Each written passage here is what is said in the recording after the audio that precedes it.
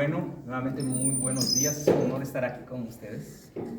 Profesoras, doctores, para mí es un gusto poder hablar nuevamente y retomar nuestras charlas alrededor de lo que son aspectos de investigación que espero les puedan servir, que tenemos la intención con el doctor Herrera que les pueda servir para orientar cómo van a realizar ustedes su tesis, su trabajo de graduación de maestría. Ahorita lo que queremos es entrar a un tema que es usual, el tema de más como nervios que le da a una persona, porque habla de estadística y además de eso estamos hablando de matemáticas. Pero yo quiero retraer por un momento a un aspecto muy específico de ya una recomendación que les hice en relación a este tema. Y es que está la noción errónea de que nosotros nos tenemos que preocupar primero por la estadística, cuando realmente lo primero que tenemos que preocuparnos es por el diseño epidemiológico, partiendo de la pregunta de investigación. Luego que tenemos claro el diseño epidemiológico, entonces debemos entrar en materia de los aspectos relacionados a la parte estadística. Así que nuevamente, si yo no entiendo mi diseño epidemiológico, que parte de la pregunta de investigación, no voy a entender la parte estadística. Lo otro es que cuando yo quiero hacer una investigación, lo que busco es que alguien me apoye, porque nosotros no somos personas todos entrenados en el ambiente estadístico. Y peor aún, alguien nos puede engañar. Y sucede que nos engañan. No por malicia. Nos engañan porque, esto es literal, si es algo que yo desconozco, le voy a creer a lo que sea que me dice. Entonces, puede ser que en el proceso yo acepte todo este aspecto estadístico y resulta que hay errores que al no entender yo las bases epidemiológicas pude haber entendido y previsualizado a través de un simplito ejercicio que uno puede hacer, entendiendo las bases epidemiológicas de la pregunta de investigación que lo llevan a uno hasta el punto de poder entender la parte estadística. Entonces el mensaje es, no le tenga miedo al tema de estadística, ni tampoco se quiere que salgan con una maestría en epidemiología, porque eso no es la intención de nosotros. Para eso estamos los epidemiólogos y para eso estamos para apoyarles, ¿verdad? Entonces, uno, no me preocupa la bioestadística en un inicio, me preocupa el diseño epidemiológico y la pregunta de investigación. Van a ver por qué. Segundo, es el aspecto relacionado a que tengo que conocer bien ese aspecto para que cuando me oriente el estadístico no me vaya a perder. Y tercero, para mí que es súper clave, es el hecho de que el 80%, 85% de los estudios es estadística descriptiva frecuentista en la gran mayoría. O sea, son muy pocos los estudios que se publican con estadística inferencial. Y vamos a ver rápidamente qué es eso. Como les digo, va a ser un vistazo rápido. Espero que vayamos a tocar algunas cosas que les puedan orientar a ustedes. Decidí hablarle de frecuentismo y bayesianismo porque la idea es introducirlos a una parte, a un concepto que no los meten ni en la estadística de primer año, ni nunca les hablan. Hoy día, y esto es para los profesores, la mayoría de las publicaciones que tienen que ver con publicaciones científicas en revistas por pares, indexadas, que tienen un buen factor de impacto, están dándole privilegio a artículos que han utilizado estadística bayesiana, la cual muy pocos dominan y muy pocos saben qué significa. Entonces vamos a darles un vistazo rápido para que sepan y tengan una idea de lo que es la estadística bayesiana. La que más utilizamos es la frecuentista. O sea, no existe solamente una aproximación estadística. Existen de hecho tres: bayesiana, frecuentismo y verosimilitud. Pero las dos que más ahorita y que más está empezando a tener auge es el bayesianismo. Pero bueno, vayamos poquito a poco. Esta es una pregunta de investigación. A ver, doctor, ¿podría leer la pregunta? O no las preguntas, pues me refiero a esta situación hipotética. Un médico desea saber si existe una diferencia entre un antihistamínico A y otro B para reducir la hinchazón cutánea. Exacto, es una alergia. Entonces quiere saber cuál medicamento le podría servir mejor. ¿Qué métodos estadísticos creen que el médico puede usar? Exactamente. ¿Alguien se atreve a decir? Experimental no decía. Este es un diseño. Gracias. Pero está bien, sí, podría ser un experimental de diseño. Ahora, ¿qué método estadístico? Ahí estamos hablando específicamente del aspecto estadístico. ¿Y qué te orienta? Bueno, miren pues. Número 1, como les dije, tenemos 3, pero 2 estamos enfocados. Yo podría utilizar el frecuentismo y el bayesianismo. Cualquiera de estos 2 pueden utilizar para contestar esto. Entonces yo quiero saber si alguien tiene entonces una lesión que viene por específicamente una alergia, entre uno y otro, ¿cuál voy a utilizar? Pues puedo utilizar el frecuentismo y el bayesianismo. Eso es lo primero que ustedes tienen que saber, no solo el frecuentismo, ahí se van a dar cuenta. Ahora, en principio, cuando yo tengo un proyecto de investigación, lo empiezo a describir. Por eso es que lo más frecuente es cuando uno tiene una pregunta de investigación, y casi todas las preguntas de investigación que se hacen son de diseño observacional de tipo descriptivo. Ergo, entonces, lo más frecuente es que la aproximación estadística sea descriptiva. Vamos a ver un ejemplo de lo que es descripción. Luego, existen preguntas como la que estamos queriendo hacer ahorita, con el tema relacionado a un medicamento A y B para disminuir una lesión. En ese caso, tengo la posibilidad de utilizar estadística inferencial. La estadística inferencial es algo muy sencillo, es decir, de una población infiero una muestra que es aleatoriamente seleccionada. Esto, como dijo el compañero, la aleatorización viene a que todos los sujetos, escuchen esta palabra, probabilidad, tienen la misma probabilidad de ser seleccionados.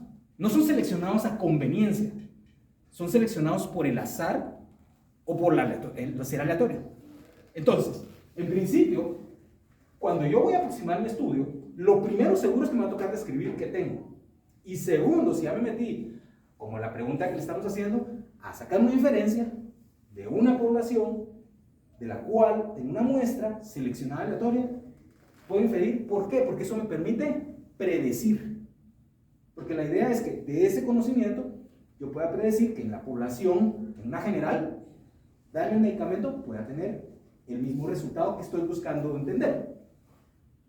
Y un aspecto muy importante, entonces, y estaba enfatizando mucho con ellos, de que es muy usual, cuando nosotros estemos conversando con los residentes, les digamos, mira, a mí me interesa saber si el medicamento A o B es mejor. ¿No se han dado cuenta? Siempre uno entra diciendo, quiero saber si el medicamento A contra B es mejor, o el método de diagnóstico A o B es mejor.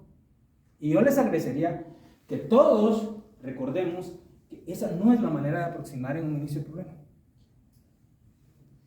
Quiero que recuerden este símbolo, siempre. El símbolo de igualdad. Igual. Y cuando yo voy a plantear una pregunta, ya sea por un medicamento o un dispositivo, por poner solo esos 2 ejemplos, la primera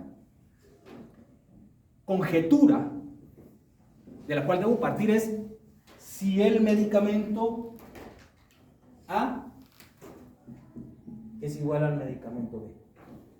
No si es mejor. Pueden hacerlo, sí, es una pregunta válida. Pero en un inicio, cuando estamos comenzando en el proceso de trabajar las conjeturas que van a llevar hacia la pregunta clínica, no comienzo diciendo si un medicamento es mejor o no. Comienzo diciendo, son los 2 medicamentos iguales. Son los 2 medicamentos, son los 2 dispositivos iguales. Entonces, los 2 tipos de estadística, para comenzar, es el escribo, que es cuando yo utilizo simplemente la presentación y síntesis de información recogida de un estudio, y la inferencial, que tiene por objetivo generalizar la información obtenida en una muestra a resultados a la población que pertenece. La aplicación de los principios de estadística a la clínica permite reducir y cuantificar la variabilidad de la toma de decisiones, basado en este concepto que hablamos, que es que nosotros trabajamos en cálculo de probabilidad, un cálculo de probabilidad. Ahora miren pues, nosotros obviamente, digo como médicos, aunque los pediatras son una excepción porque ustedes tienen que aprender a hacer estimaciones muy finas en cuanto a aspectos formulatorios de gotas y goteo, aspectos complejos en nefrología que se hacen para estimar flujos, etc. siempre tienen que trabajar con probabilidades. La matemática es una cuestión que ya es inherente dentro del aspecto relacionado a la estadística. Entonces, el concepto de probabilidad es sumamente importante entenderlo cuando yo me meto a la parte estadística del estudio. Y hay reglas, y cuando yo estoy hablando de estadística inferencial, me meto a ver probabilidades. ¿Qué significa esto? Miren pues, la medicina no es una ciencia exacta. No lo es. O sea, si por medicina fuera, no hubiéramos llegado con el ser humano a la luna. Básicamente no se puede. O sea, a lo que me refiero es que las reglas, nuestras estimaciones, siempre se basan con un grado de incertidumbre. No podemos decir que es exacto. O sea, no existe, no exacto. Exactamente le va a pasar lo mismo a todos los pacientes que le demos un medicamento. A algunos les funciona, a algunos no les funciona. O sea, nosotros no manejamos exactitud. Entonces, la bioestadística, ¿qué hace? A nosotros los clínicos nos dice, miren, con este nivel de probabilidad pueden obtener este resultado. Y su margen de error es este. O sea, les dice el error, les ayuda a manejar la incertidumbre.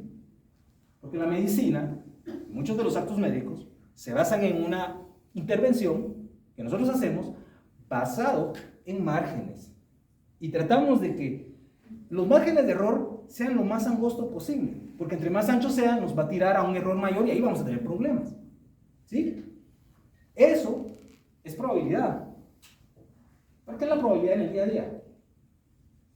Supongamos, vemos que aquí unos tienen una chumpa, aquel no. ¿Por qué uno sí trajo chumpa y otro no?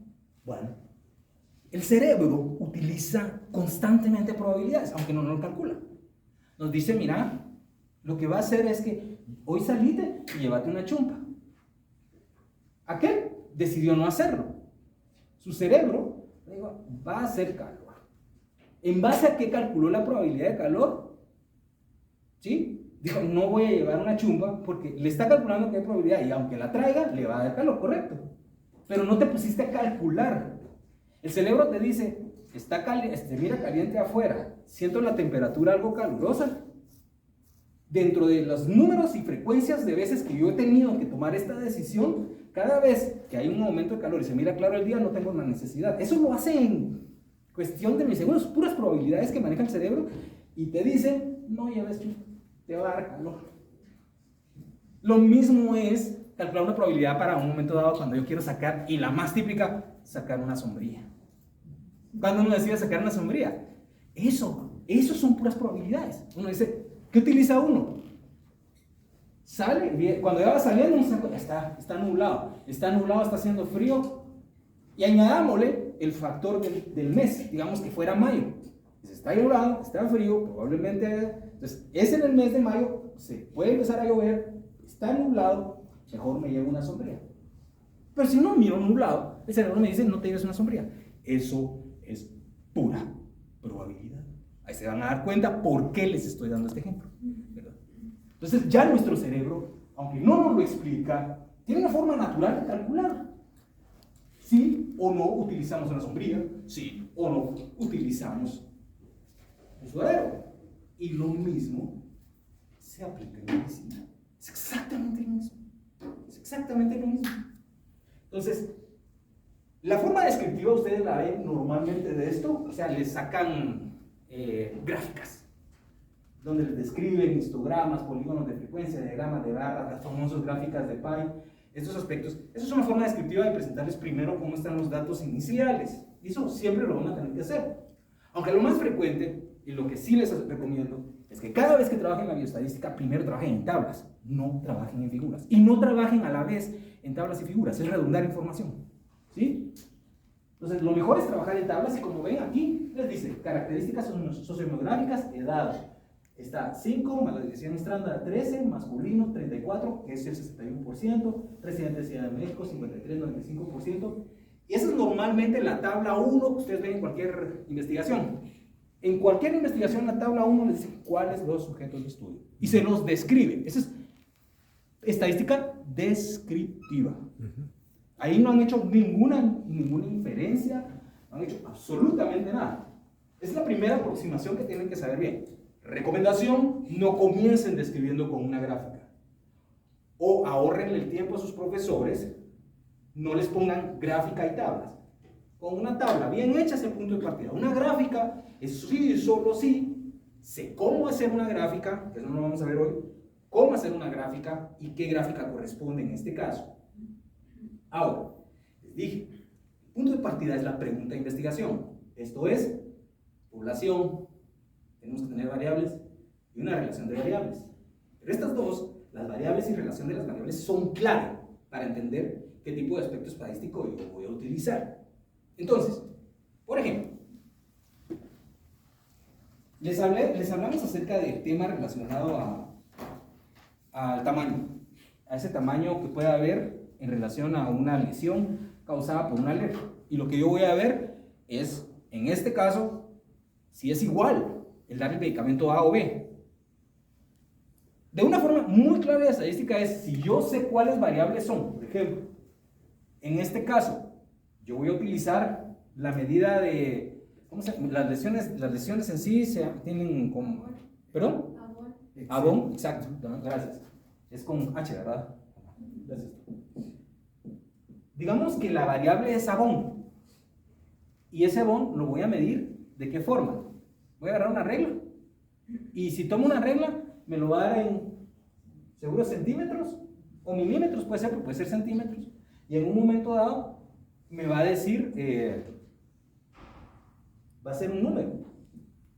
Ahora, cuando lo midamos, probablemente va a ser un número con un decimal.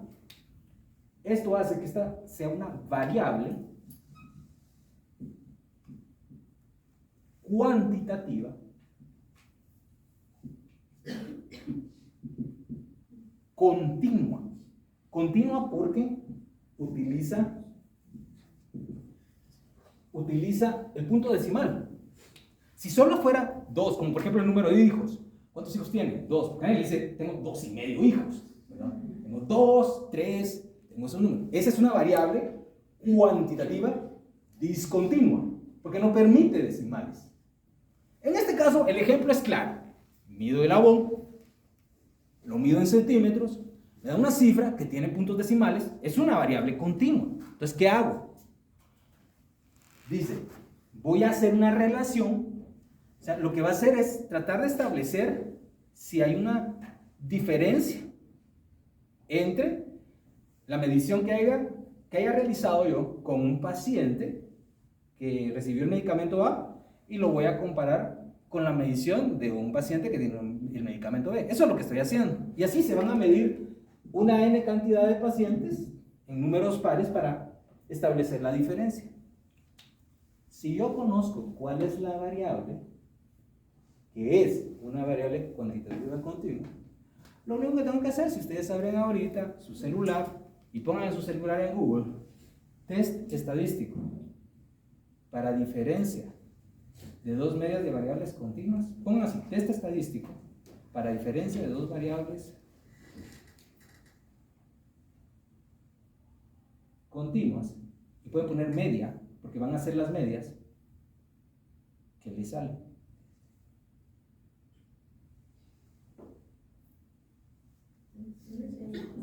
¿Perdón? La TV Student. Y ahí se les resolvió.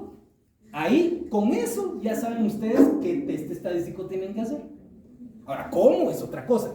No nos interesa el cómo, ¿saben? Porque ya lo hace eso ya lo hace, exactamente. Pero nos interesa saber, mire, con solo saber la pregunta, con saber cuáles son las variables y qué tipo de variables hay, y no hay muchas. Si esta fuera tu estudio, ya tenés qué test estadístico tenés que aplicar y ya. Entonces ya sabes el diseño, por tu pregunta, ya sabes cuál es el test estadístico. ¿Estamos? ¿Sí? O sea, prácticamente ellos, si se fueran ahorita, yo estaría contento porque ya saben lo que tienen que hacer para orientarse. La idea es que les demos tips para que se orienten. Claro, este tipo de variables no son las únicas que existen, solo recordemos, por eso en la matriz de variables se les piden a ustedes poner la escala de medición de variables. La escala de medición de variables, porque una cosa es el tipo y otra es la escala. El tipo, solo para recordar, es bien sencillo. Lo voy a poner de esta forma, como una escalera. El tipo puede ser de dos. O ustedes tienen variables que le llamamos cualitativas o categóricas,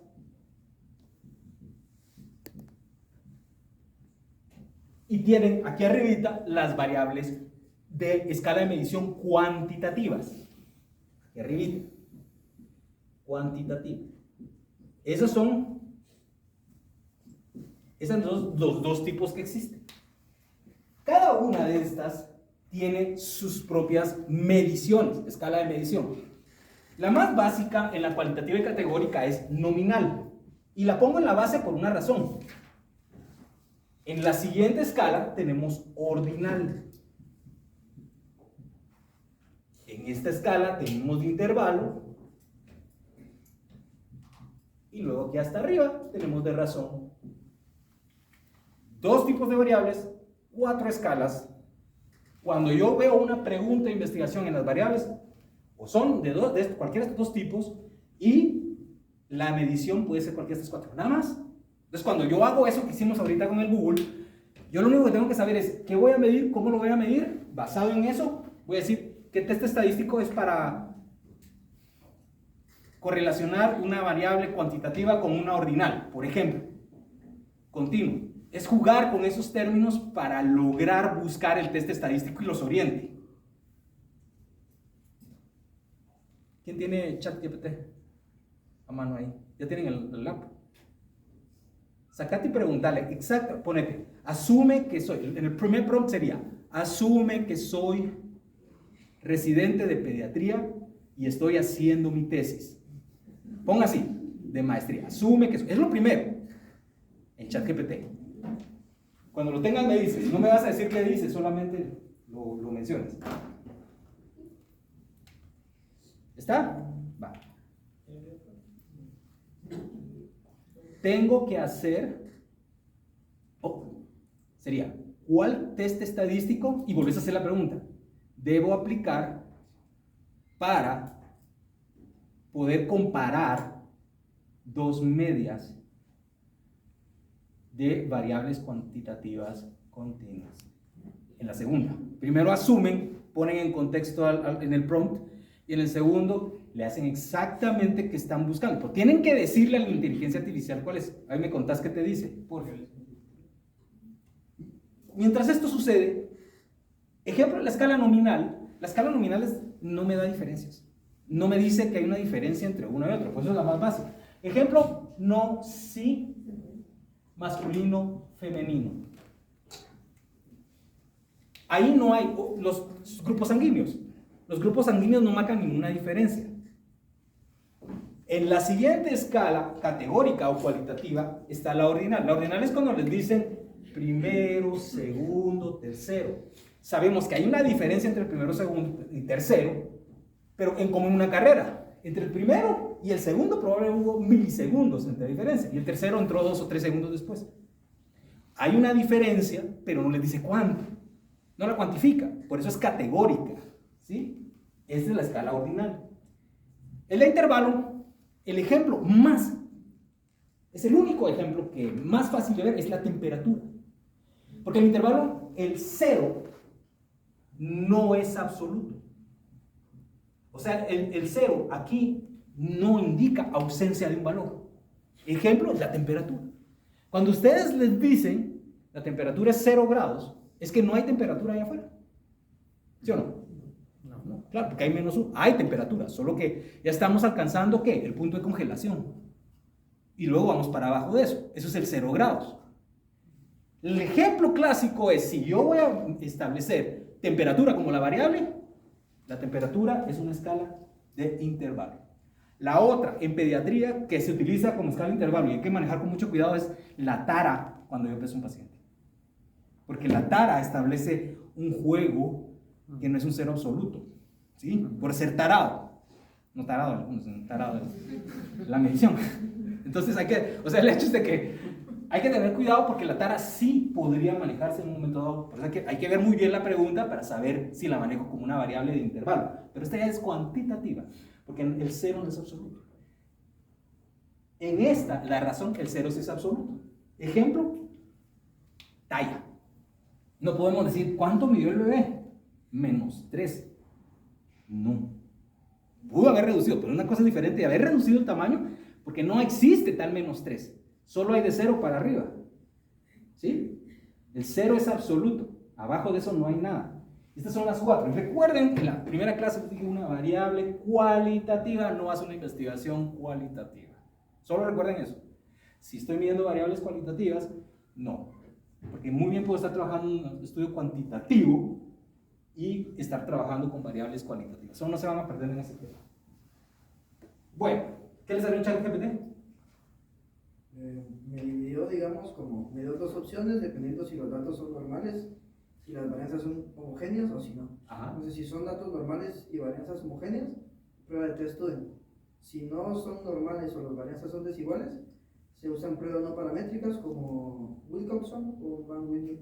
Muy bien. ¿Y entendiste qué significan esas dos? No. No, está bien, te entiendo. Mira, pues, no es porque es que es la realidad, pero ya se dieron cuenta.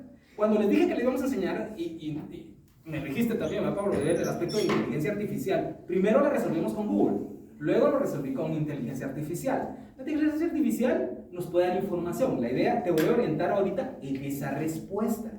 Pero estamos claros de que ChatGPT ya nos dijo y nos confirmó que vamos a utilizar ¿qué prueba? ¿Qué estudia? Ahí no sé, cero bola. Lo puede haber hecho con Google, lo puede haber hecho con inteligencia artificial. No es lo que la inteligencia artificial me puede decir, si lo que yo le diga a la inteligencia artificial que estoy haciendo. El prompt o la búsqueda depende de mí, no depende de la inteligencia. No me va a decir la inteligencia artificial qué preguntar. Él quiere que yo le pregunte. Bueno, mira pues. Entonces, ya les dije, esto es de parte de muestras, esto es de parte de una población. Y aquí nosotros queremos hacer una inferencia donde pueda yo extrapolar los resultados de la muestra a una población que no es participante. Por ejemplo, entre A y B, ¿cuál es la más eficaz? Entonces, yo necesito probar hipótesis.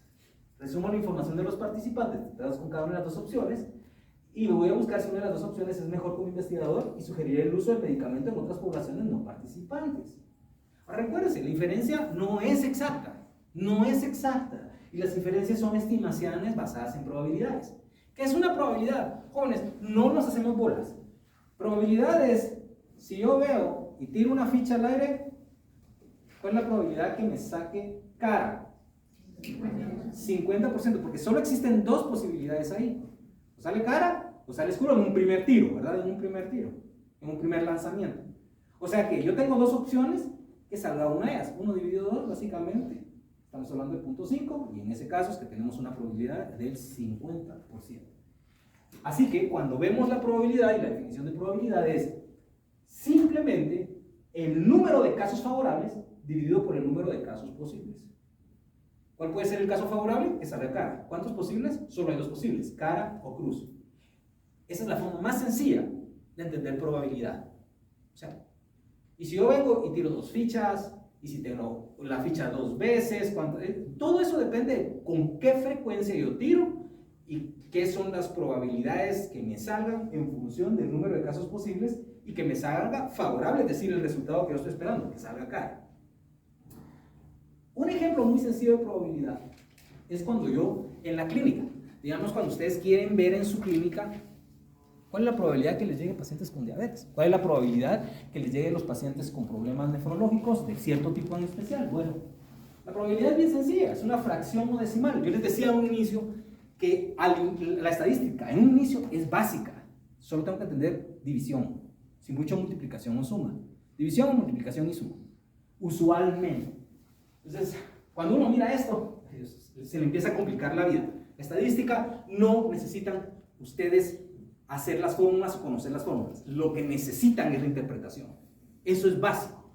Entonces, en este caso, lo que hice fue voltear esto. Esto es una probabilidad condicional, se dan cuenta. Dice, esto se lee como a partir de una población de n elementos, de los cuales k presentan una característica A.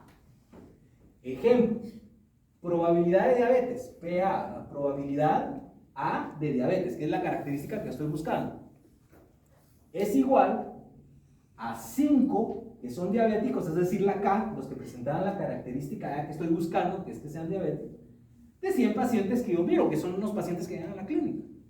Entonces, esto, cuando uno mira esto, se hace complejo. Yo lo único que tengo que entender es qué es cada una de estas letritas, lo cambio y digo 5 partido 100, .05. Por 100, 5%, o sea, 5% de la población es la probabilidad de que yo llegue a la clínica y 5% de la población me vaya a caer que es diabética o que tiene enfermedad renal, de todos los que yo miro. Es una manera muy sencilla de manejar una probabilidad, muy sencilla. Ahora, si yo estuviera en un servicio, es un ejemplo de urología, ¿verdad?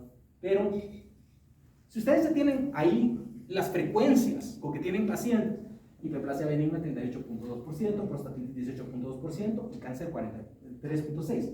Pero yo quiero saber cuál es la probabilidad de que un paciente que se realiza una biopsia de próstata no se confirme el diagnóstico de cáncer, de cáncer prostático, es decir, no tenga cáncer prostático. Tomo las probabilidades benigna, él no tiene cáncer, prostatitis, que no es cáncer, la sumo de las dos probabilidades, es decir, estas dos, que es no como porcentaje, como punto decimal, porque la probabilidad siempre se maneja sobre la base de 1. La probabilidad nunca puede pasar arriba de 1, siempre se queda dentro de 1. Entonces dice 3.382 más 1.82 es igual a 0.564 por 156.4. Esta es la probabilidad de que no se confirme un diagnóstico con cáncer. Y es tan sencillo que, sin haber tomado esta información, si yo agarro el verde que ven acá, si yo quisiera saberlo más directamente, esto quiere decir que 56.4 de los casos no serán un cáncer prostático. Pero lo mismo sería decir 1 menos el cáncer prostático. Y me sale la misma probabilidad. Entonces yo puedo utilizar la suma de estos datos o puedo hacer la resta de 1 sobre cáncer. La probabilidad siempre es 1. Lo que le sale el mismo resultado. 0.564 que por 100 sería. Es la manera más sencilla de establecer probabilidades. Eso es una probabilidad de que yo pueda tener un caso de cáncer prostático en mi servicio. Ahora, insisto, ninguna inferencia es exacta. Las inferencias son estimaciones basadas en probabilidades. Y en mi estadística siempre manejo supuestos. Por eso es que aquel cuando le pregunta a ChatGPT, le dice, ¿se supone que esta es una variable normal o no es normal?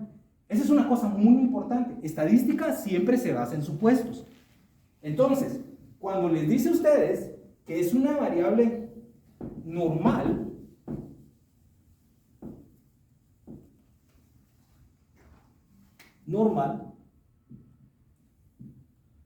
o sí lo es o no lo es. Si sí es normal, entonces las pruebas estadísticas van a ser paramétricas.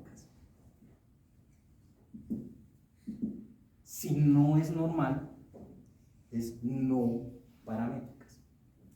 Ahora, veamos por qué es esto. Miren pues. Cuando yo voy a estimar esa incertidumbre que les decía, porque nosotros tenemos que manejar la incertidumbre del error, yo tengo dos formas de hacerlo. Utilizo los intervalos de confianza, que es un rango de valores en los que se encuentra el parámetro poblacional que voy a estimar, o un contraste de hipótesis. Y yo agarro dos alternativas, cuantificando que las diferencias de ellas se deban al azar. Hipótesis nula es el ejemplo, hipótesis alterna es otra. Una variable, para llamarse normal, cuando le tomamos la temperatura a un niño, decimos 37.2, ¿cómo la categorizaría usted? Le dice, mire, le dice a la mamá, mire, la temperatura está normal. ¿De dónde viene que diga uno que la temperatura está normal? Fíjate que sí, o sea, estás estableciendo lo siguiente.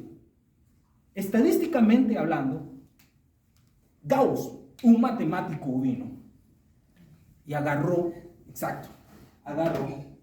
y dijo, si tuviéramos un montón de puntitos acá y los metiéramos en una maquinita, la mayoría de estos puntitos, si los dejáramos caer, la mayoría de los puntitos se van a centrar alrededor del medio y luego el resto de puntos se van a centrar y dispersar hacia los lados. No sabemos por qué.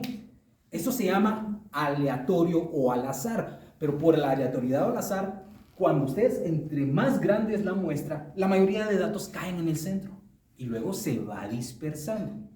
Entonces ahí hay tres conceptos fundamentales. Esta que ustedes ven es la famosa campana de Gauss, curva de normalidad. Cuando yo digo 37.2 es una temperatura normal, es porque la mayoría, cuando yo tomo la temperatura de los pacientes, yo miro, así mirar a los 1000 pacientes, los 2000 pacientes, la mayoría van a estar acá. Entonces, en este punto central. Y luego tienen aquí como una dispersión.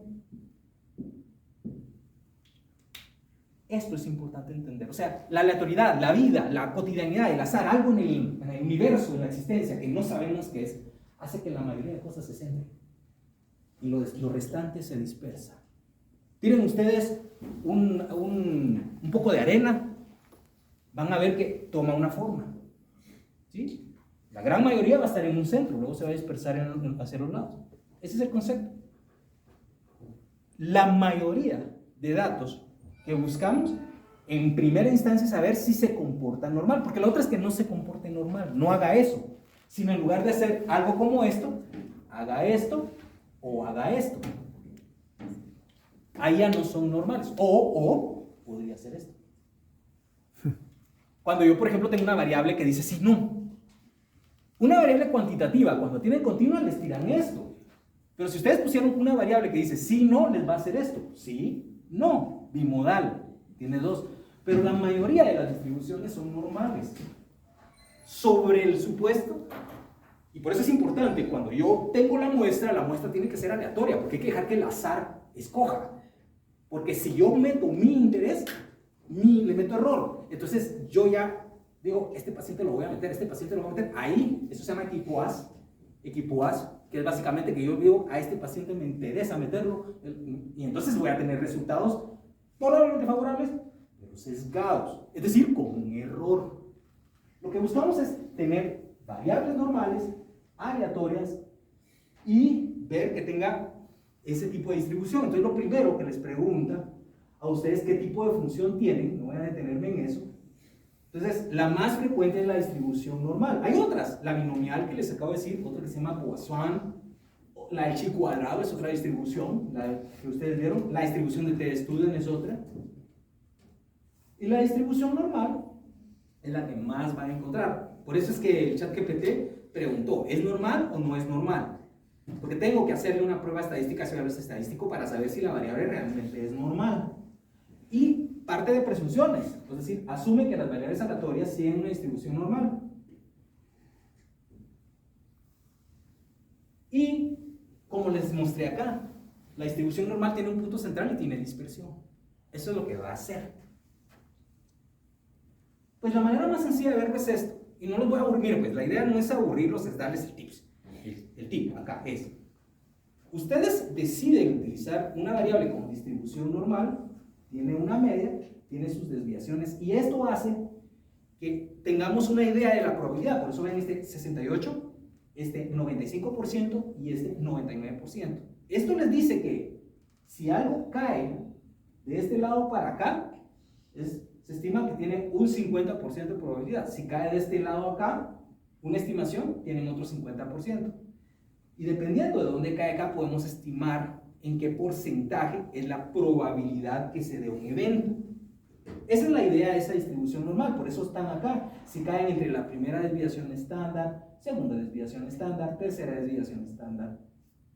Entonces prácticamente yo lo que necesito, como les digo, no va a ser una clase tan en profundidad, sino la generalidad es establecer que una distribución normal, con esa yo puedo establecer una probabilidad. Y de ahí sale el tema del valor P, el valor P de probabilidad. Entre más me voy hacia el extremo, o hacia los dos extremos, es ese valor de P.05. Es la probabilidad. Todo esto aquí abajo, el valor es 1. Porque como les dije, la probabilidad siempre suma 1. Siempre. Por eso nunca van a ver que pasa de 1 o es menos 1. Siempre es 1. O es 68%, 95%, 99%, pero nunca llega al 1 y puede ir hacia, digamos, entre esos límites. Lo más importante, como les digo, lo que yo estaba pensando que decirles a ustedes es esa grafiquita, jugando con esa gráfica, sabiendo utilizarla, les dice qué probabilidad tienen de un evento. Eso es todo lo que quiero que sepan hoy. No vamos a entrar al aspecto matemático, si no se traba con esto, ¿verdad? Es decir, esa curva es importante entenderla.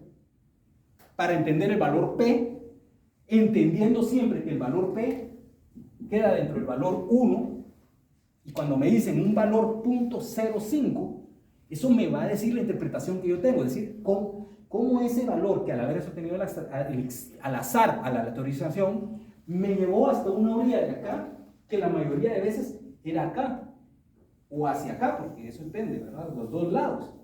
Y eso les dice a ustedes que puede haber una diferencia, que es cuando escuchan. La diferencia fue estadísticamente significativa. Eso es así cuando se obtiene, basado en ese valor P o probabilidad que uno está manejando. Entonces yo les decía, yo puedo establecer la probabilidad en base al variacionismo y al frecuentismo. El frecuentismo es el que más está dominando las ciencias. Es decir, es el que ven y manejan todo el tiempo. Pero el bayesianismo, de hecho, la Asociación Americana de Estadísticas e incluso académicos dicen que es la que debemos adoptar. Porque es la más innatura, es la más de innatura de nosotros como médicos. Cuando uno entiende el bayesianismo se da cuenta por qué. Frecuentismo no es tan así. El bayesianismo tiene más sentido para un clínico. Y de hecho, muchos desconocen que la primera aproximación estadística fue utilizando bayesianismo. No fue frecuentismo, pero se dejó de utilizar.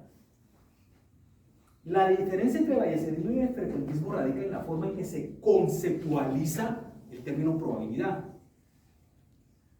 En el frecuentismo, la probabilidad se establece como una frecuencia, por su frecuentismo, de eventos esperados sobre un número de repeticiones de procedimiento, es decir, 0.5 o 50% de las veces, o sea, de las veces que yo tiré la ficha, ¿cuál era el porcentaje? O sea, la frecuencia que me cayó el resultado. Eso es frecuentismo.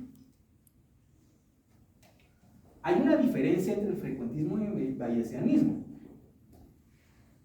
Tal vez lo que yo quiero que ustedes sepan, porque esto no lo vamos a memorizar, aunque les vamos a compartir la charla, es recordar de que la aproximación estadística a una investigación clínica puede ser bayesianismo y puede ser frecuentismo. Si yo quiero tener una mayor posibilidad de publicación, le meto bayesianismo hoy día. El frecuentismo les dice a ustedes una frecuencia de eventos esperados sobre un número de repeticiones. Aquí la prueba de hipótesis asume que la realidad desconocida tiene un comportamiento estable, es el parámetro, el cual puede ser determinado por la repetición de estudios con muestras iguales a estas. En el bayesianismo, la probabilidad es un grado de creencia. Es un grado de creencia. Y les va a parecer absurdo, pero en realidad se basa en lo que ustedes han visto. Parte de una creencia o una estimación que le llamamos a priori.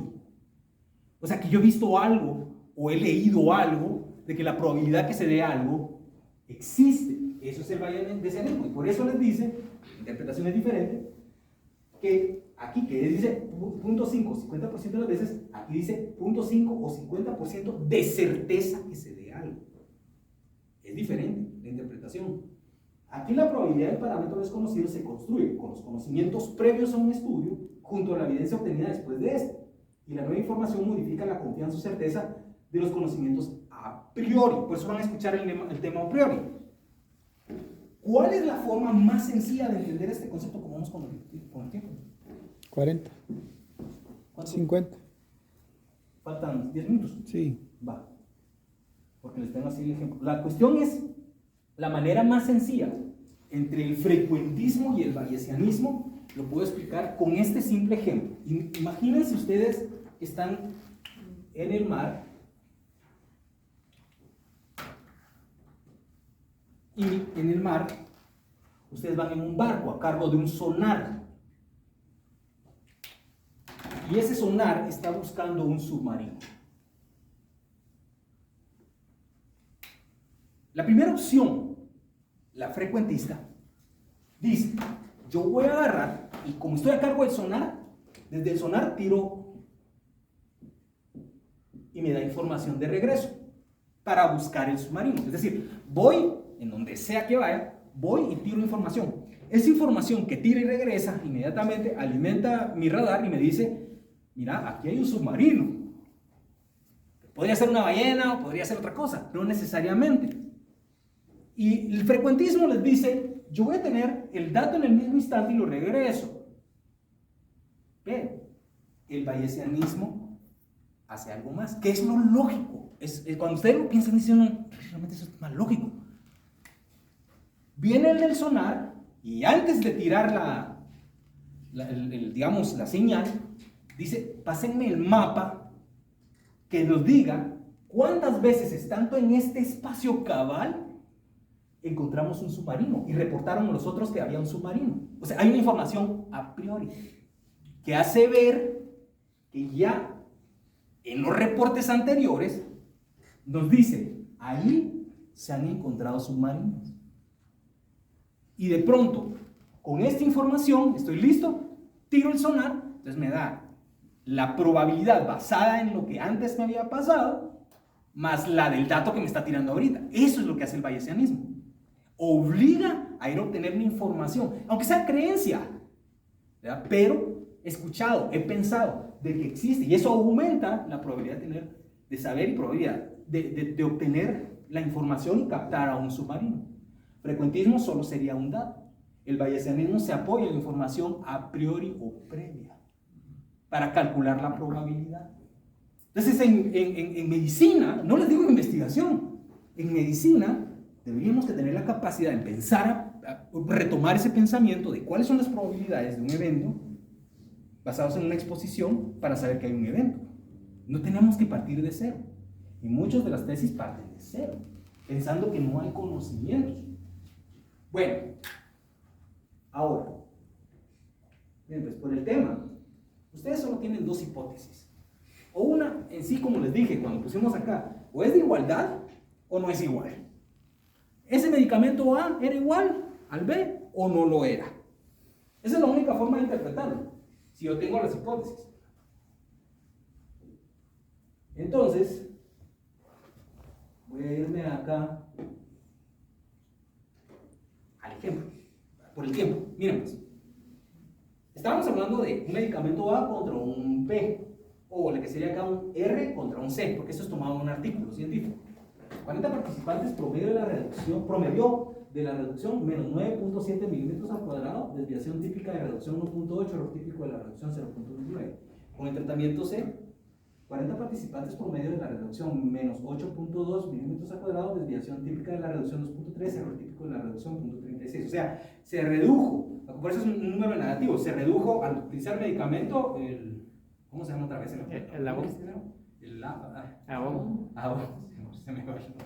El ABOM disminuyó, por eso es un número negativo. Entonces lo que está haciendo es que al ver todos los que recibieron el medicamento de R, fue una media de menos 97. Y aquí, menos 0.82. O sea, sí hubo una diferencia así vista, ¿verdad? Pero entonces, ¿qué hace uno con el frecuentismo? El frecuentismo establece en su hipótesis de nula o de igualdad. Hipótesis nula no es que no hay efecto. Ese es el primer problema que me dan todo el mundo. Dicen, no hay efecto. No, esa es una hipótesis nula. La hipótesis nula es igualdad. Significa que no hay una diferencia. Y sobre eso parto cuando hago un planteamiento clínico. Entonces, o es igual, R igual a C, o no es igual, R igual a C. Y me voy a concentrar solo en esta parte. Concentremos en esto. Ya vimos desde el inicio que la prueba era una T-student. Y lo que me va a dar es un valor P. Si el valor P dice que la diferencia es estadísticamente significativa, lo único que tengo que entender es que una vez el valor P sea menor a 0.05, hay diferencia entre R y C. Con el valor P, no le pongan atención al valor T y grado de libertad, eso no lo vamos a ver ahorita, pero es una forma que le da chi cuadrado. Pero en este caso, miren ustedes ahí, esa P con 0.02 y luego le dice un intervalo de confianza. Pero centrémonos en el valor P, que es el que todos miran. ¿Hubo diferencia o no hubo diferencia entre R y C? ¿Qué dice? Sí, bueno, díganlo aquí porque aquí es para entrenamiento. ¿Sí o no? Sí hubo. ¿Por qué? Porque es menor a 0.05. Pregúntenle a alguien cómo llegaron que el punto de corte era 0.5. Nadie sabe. Solo decidieron que era 0.05. No existe una razón estadística matemática del famoso punto 0,5. Fisher, Neyman, los que trabajaron esto, solo hicieron punto 0,5. O sea, lo único que nosotros sabemos es que puede ser punto 0,5, podría ser punto 0,1, punto 0,01, pero eso es lo usual, la convencional es punto 0,5. O sea que creo que cuando uno maneja una hipótesis nula, una hipótesis alterna, sobre la base de un frecuentismo, la tiene claro. Es menor de 0,05, el valor T, el valor P, en una T de estudiante, ya sé que es estadísticamente diferente. Pero ¿qué pasa con el bayesianismo? Echen un vistazo. Esta es una salida, contestando la misma pregunta de si R es igual a C, pero ya utilizando lo bayesiano. Entonces el bayesianismo, vamos por pasos. Está esto, siempre parte de decir R es igual a C o R no es igual a C. Es una contrastación de hipótesis de diferencia de medias por el método bayesiano. En el método bayesiano les dice hay una probabilidad a priori no informativa, es decir, no habían datos que me informaran. Eso lo pongo en la probabilidad porque les dije siempre es necesario tener esta información en bayesianismo. Si no asumo alguna. Una probabilidad a priori no informativa es una distribución de probabilidad que se usa cuando no se tiene información previa relevante sobre el parámetro que se está estimando. Es decir, es una forma de representar el conocimiento neutral o sin sesgo sobre el parámetro antes de observar los datos. Esta es una explicación que se da. Luego les dice, si ven está esto. Aquí aparece FB, es el factor de Bayes. No vamos a entrar, pero solo para que sepan. Y aquí abajito del factor de Bayes aparece un 0 y aparece un 1. 0 y 1 en eso. 0 significa hipótesis nula, 1 primera hipótesis alterna, en ese orden. Y luego les da una razón. Punto 0,5, 2 puntos, 1. ¿Cómo se debe entender este resultado? Bueno, FB01, es decir, FB01, 0.05, significa que todo, de dado los datos de la hipótesis nula, es decir, que la hipótesis nula dice que son iguales, es de 20 veces menos probable que la hipótesis alternativa, porque primero lo que comprueba de la hipótesis nula, la 0, entonces dijo, 0.05 es 5 es una 20ª parte de 1. Cuando, si esto fuera 1, 1, uno diría es igual, pero como está 0.05 hacia esta hipótesis nula, les está diciendo que las medias no fueron iguales. El F1 fuera o cercano a 1.1, o sea, si los dos fueran 1.1 acá, indicaría que las dos hipótesis tienen probabilidades similares. Pero en este caso el valor fue 0.05, es bajo, sugiere que los datos fuertemente de la hipótesis alternativa, es decir, que las medias no son iguales. Es una razón, pues, eso es lo que quiero decir, y tiene su propia interpretación. Les dice a ustedes, sobre esta base de una probabilidad diferente, no es el valor P que vieron, solo le está diciendo cuál es la probabilidad de que sean iguales los dos tratamientos. Luego tienen aquí la probabilidad posterior, esta en porcentaje, y les dice, se refiere a la probabilidad de que la hipótesis nula sea verdadera. Es como una comprobación de esta, dado los datos observados del modelo bayesiano usado. Entonces, el 1.7, que es 1.7% dice, esto significa que después de actualizar nuestras creencias con los datos, la probabilidad de que las medias sean iguales es solo 1.7%. En otras palabras, hay solo 1.7% de probabilidad de que la hipótesis nula, que es la igualdad de medias, sea cierta. O sea, es una probabilidad muy baja. Y este valor también respalda la interpretación de FB01, es decir, este respaldó este resultado, que es muy poco probable que las medias sean iguales. O sea, que confirma, ese dato está confirmando que hubo diferencia entre los dos medicamentos, pero no utiliza el valor P. Eso es lo que les estoy tratando de aclarar. Este no utiliza el valor P, utiliza una razón y utiliza probabilidades previas. Con fines prácticos, la idea es que todos entendamos aquí que existen al menos dos formas de comprobar las hipótesis. La mediana, esta diferencia, es otra manera, este es el intervalo de confianza 95%.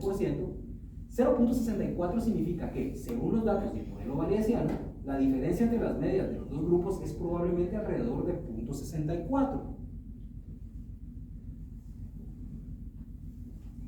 El intervalo del 95% es el rango dentro del cual se espera que caiga la verdadera diferencia de medias con 95% de probabilidad dada la información disponible, es decir, los datos del modelo bayesiano.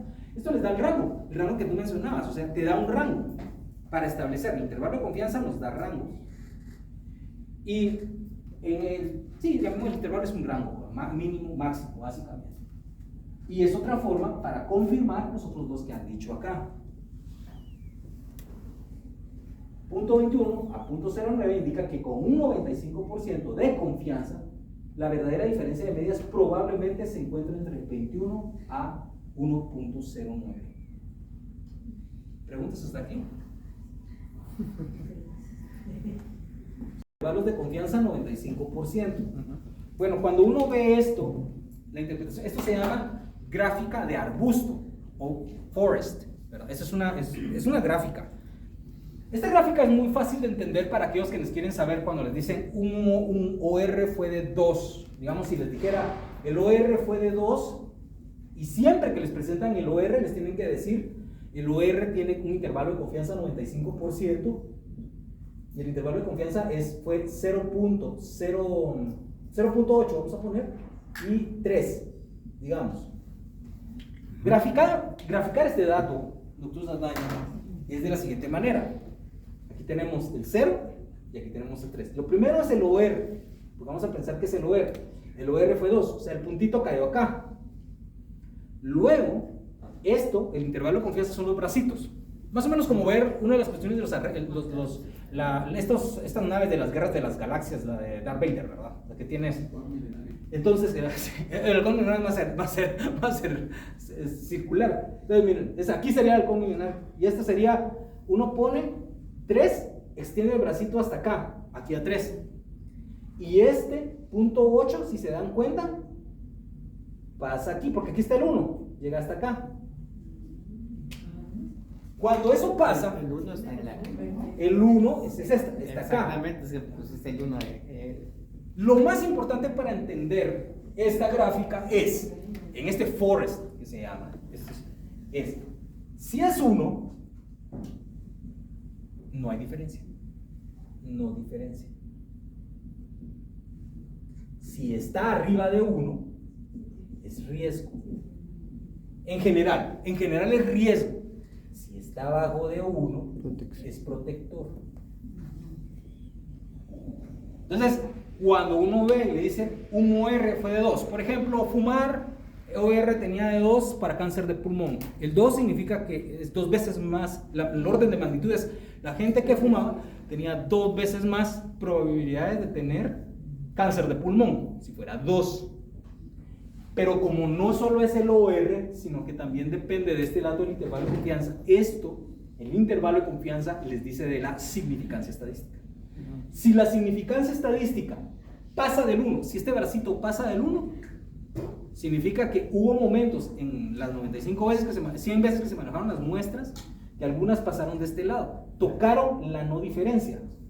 Al no tocar la no diferencia, todo lo que toque la no diferencia significa que no es estadísticamente significativo. Aunque era 2 veces, no era estadísticamente significativo, no había una diferencia estadísticamente significativa. Diferente a si pusiéramos un OR de 2, pero ahora el intervalo de confianza fuera 1.2 y 3. Cuando es así, lo ponemos acá. Está aquí el 2, luego pongo el bracito 3, y que está todavía en el lado positivo, llega casi cerca, pero no toca la línea de diferencia. Cuando ven esto, el intervalo de confianza les dice, sí, los pacientes que fumaron tenían 2 veces más probabilidades de tener cáncer de pulmón, y la diferencia era estadísticamente significativa porque jamás tocó la línea de no diferencia. Y esa es otra forma de interpretarlo, ¿verdad? Así es la forma sencilla.